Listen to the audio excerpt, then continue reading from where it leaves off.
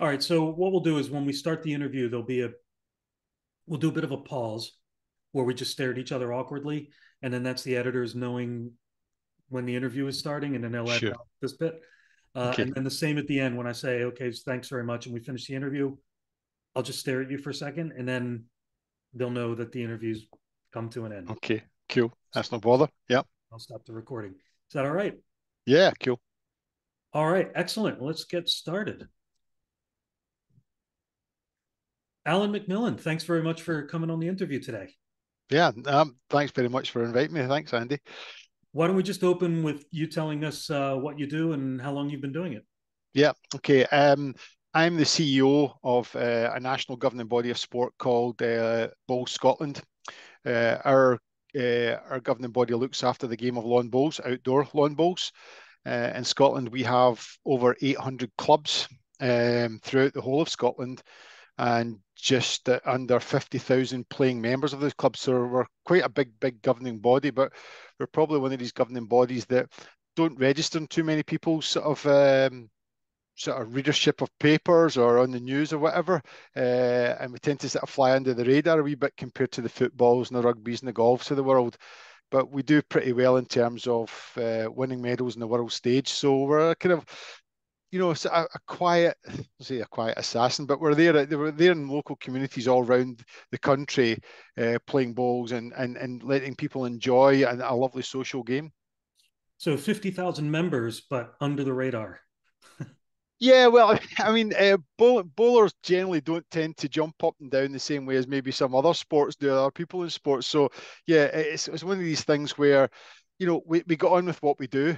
We try our very best to get some publicity and get some sort of awareness of what goes on. A lot of really good bowlers in the world, right across the world, and Scotland is right up there, second or third in the world in terms of ranking.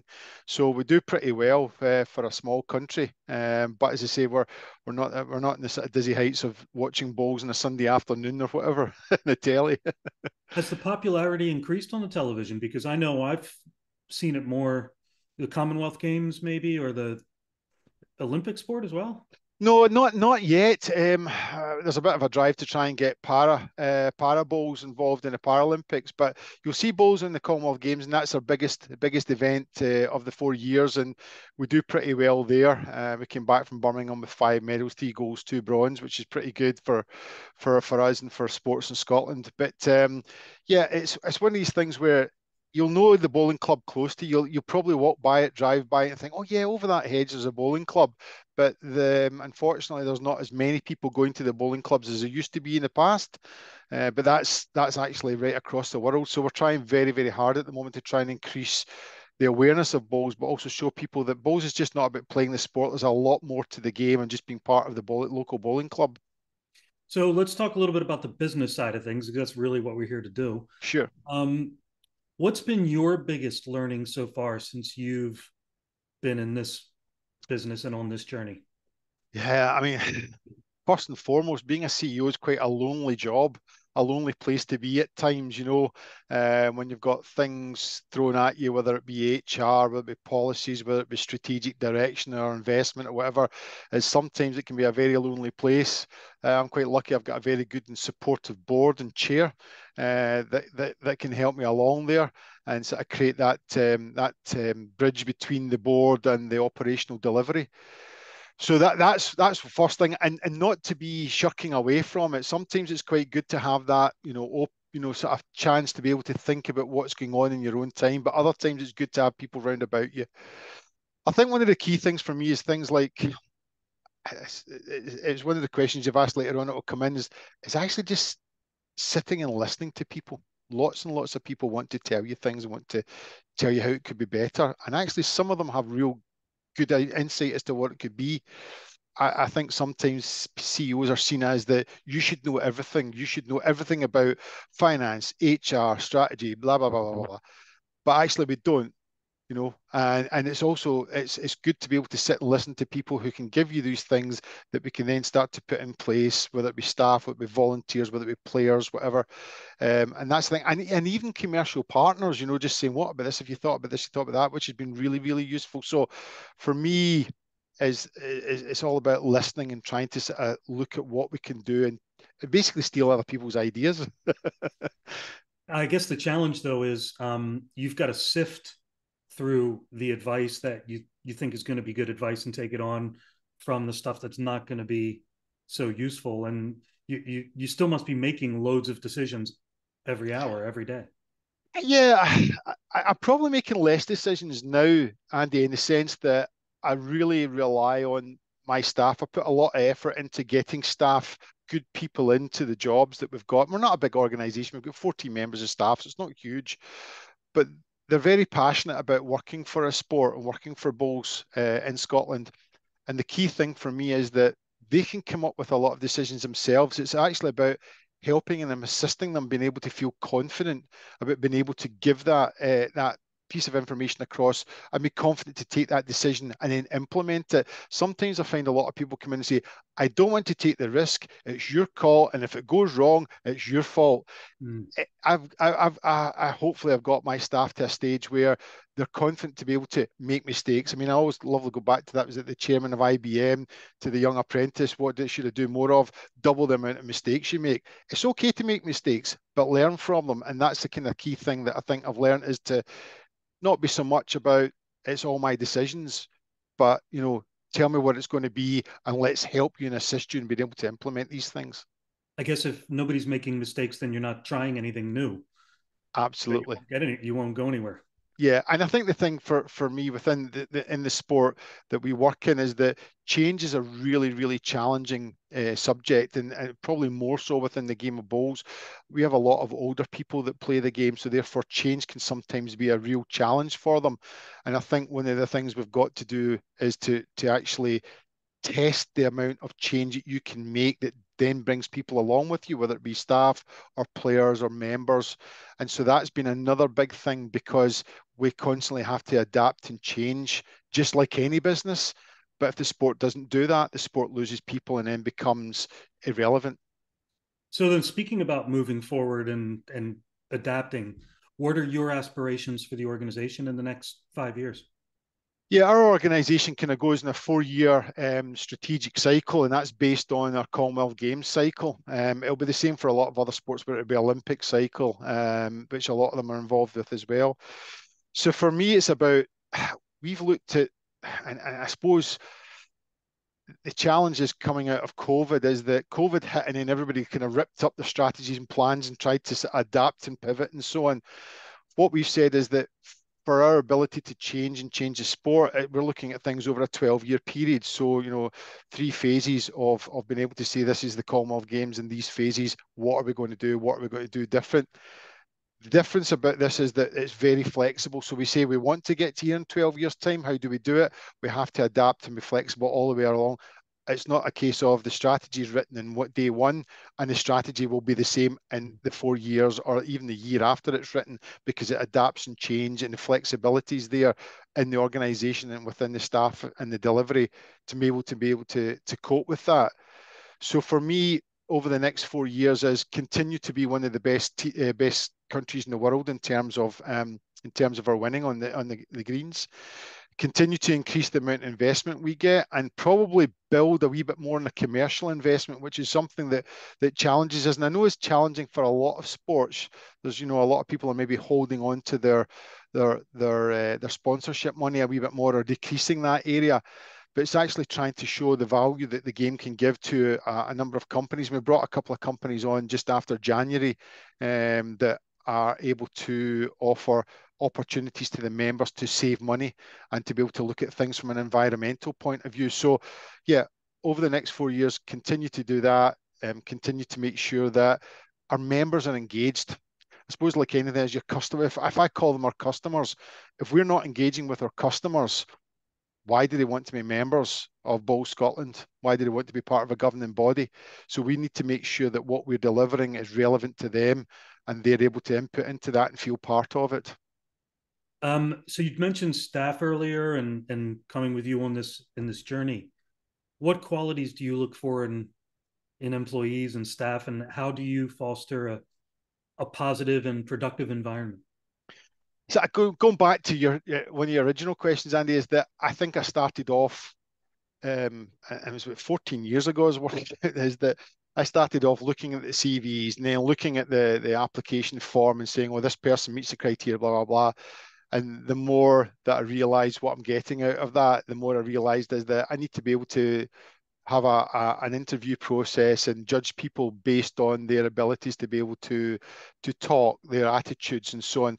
We can develop people with skills. And I know that's not a new concept, but we find we get a lot more out of our staff when we're taking people based on their not their necessarily their abilities, but their attitude and their sort of overall sort of thinking on life, and we get a great response from that. So I don't know what to do there. I don't know what to do there, but can you help me? Can I do that? Rather than I'm going to just crack on and I'm just going to make a pig's ear of things.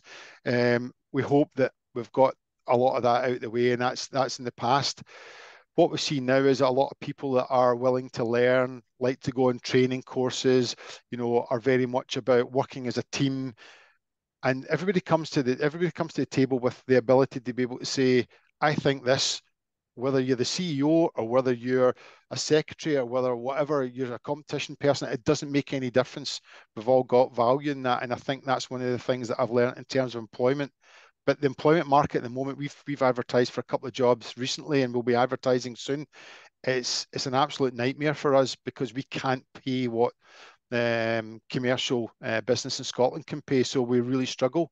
But we find nuggets, we find good people that have got great attitudes, and actually, in a really, really great way, we're finding a lot of young people who come in and say, "Yeah, I can do this, I can do that." It's holding them. They've got great ambition, they've got great ideas. It's just trying to hold them in. So, yeah, that's my experience of where we are and what we're trying to do. I know everybody says create a team, and what does that mean? There's no I in team and all the rest of it. But see if you're just nice to people, and that's, I know it's a nondescript word, nice, you care and you listen. Actually get a lot out of it, and people feel valued from what they're doing. I guess it's like what you were saying about your customers. They have to feel like they're members. They have to feel like they belong and are engaged. And so it's the same with your team. They need Yeah, to yeah. feel they're part of something that they're passionate about. Yeah, absolutely. Yeah, their buy-in to it is the fact that they're seeing some of the ideas they're putting forward are coming into fruition as well, and there's a bit of kind of buy-in from that. But at the same time, they're also seeing that they can make suggestions and make statements and be part of the whole process of how we get to winning in 4 years' time at Commonwealth Games. So back to what you said at the start, listening, Yeah, yeah, letting people bring their own input. yeah, absolutely. I mean, and my staff will tell you, I do have real periods of talking a lot, as you could probably hear, Andy. But at the same time, I'm now at the stage where, just having that 10, 15 minutes of saying absolutely nothing and listening to people and what they're saying, or even just sitting in a conversation, and just letting them get, it's really kind of very satisfying. So what are some common misconceptions about running a business that you think are out there, and how would you address them? I sprung that Um, question onto you. I'm sure. I know. I don't think it Say was. that again, sorry. I sprung that question on Yeah, you. yeah, no, no, absolutely. I, I think from one of the big misconceptions is that if you work long hours, you're working hard, so therefore you're successful. I think it's about working smarter. I think what COVID has shown us is that, the value of, you know, everything in your life outside of work is just as important, if not more important. If you get that right and you enjoy that, you can actually come to work with a really positive attitude. And I think the thing is that, and I hope, I can see it in my stuff, is that, you know, you can tell me you're working 45, 50, 60 hours a week. What are you achieving by that? What are you doing? What is it? Are you making yourself ill? Are you putting yourself under tremendous stress and pressure where you're just going to end up becoming, not coming to work or whatever? And I Mm. think what we've tried to do is we've tried to make sure that people work in a way that's easy because they're at home or whatever, the remote working, but at the same time is that they're not going to be working all the time. And I really encourage that. And I think the misconception is that somebody who is, oh, they're really, you can hear people saying, oh, they work all the hours under the sun. It's like, how effective are they? Yeah. Are they well? How's their mental well-being and so on? I think that's coming to the fore now. So I think we can work smarter, and I think we can do things just as well. And taking that time just to be calm, to listen, 40, 50 hours a week, what are you achieving? Are you really, really achieving it? Ask yourself that question is probably what I would say to that question. Focusing more on the outcomes rather than the effort and activity. Yeah, I think so. I think it's that phrase was about being a busy fool and stuff like that. I think there's an aspect that I think we've probably a lot of people have learned that you don't need to be running around daft to make sure things come and get your outcomes, but at the same time, think about what it is you're trying to achieve. And think the different ways of doing it. Well, I mean, it's if you look at history, all the inventions that have come, it's not because you've said we need this. It's because somebody's come up, well, why don't we do it this way? So think 100%. smart. If you had to start from square one in business, what would you do different? If I had to start square one, yeah. Well, I think I've already tried to do that through listening. I think that's the kind of thing. I think one of the things that I would say in at the beginning would be stop stop worrying about process and procedure. Look at the people and look at what they can deliver for you. Okay. And that's what I would do at the very beginning. I would turn it in. And I'm not trying to make it like Silicon Valley where we all sit round and have a sandwich and come up with a brand new computer or something like that. What I'm saying is that I think sometimes we get too hung up on processes and procedures and following things and being in the rules and so on. Rules are there to be broken. And obviously I'm not saying to people be illegal. What I'm saying is that you can do things in a different way. And for me, I would certainly go back and try and do things in a different way, listen more at the very beginning, and I say just push aside that whole let's stay within process and procedure. Yeah, absolutely, Alan. One of the things I help businesses um, become scalable by implementing procedures and systems and getting their team to follow them, and then making sure that they're encouraging their team to break away from them as well. Yeah, yeah, We absolutely. don't want, we want to be systematic, but we don't want to stifle creativity. Yeah, yeah, absolutely. Yeah, yeah, It's another decision that is you as the CEO need to be making constantly. Is like, when do we just follow procedure and when do we think outside the box? yeah, absolutely, absolutely. Yeah, That's brilliant. Look, this concludes the interview. Thank you very great. much, Alan. Really appreciate your time and hearing more about Bowl Scotland and your journey as a CEO. Yeah, thanks, Andy. I really appreciate it, and I really enjoyed it. Thank you. That's it. There you go. How long was that? 14 minutes, maybe. Let's stop. Yeah, sorry.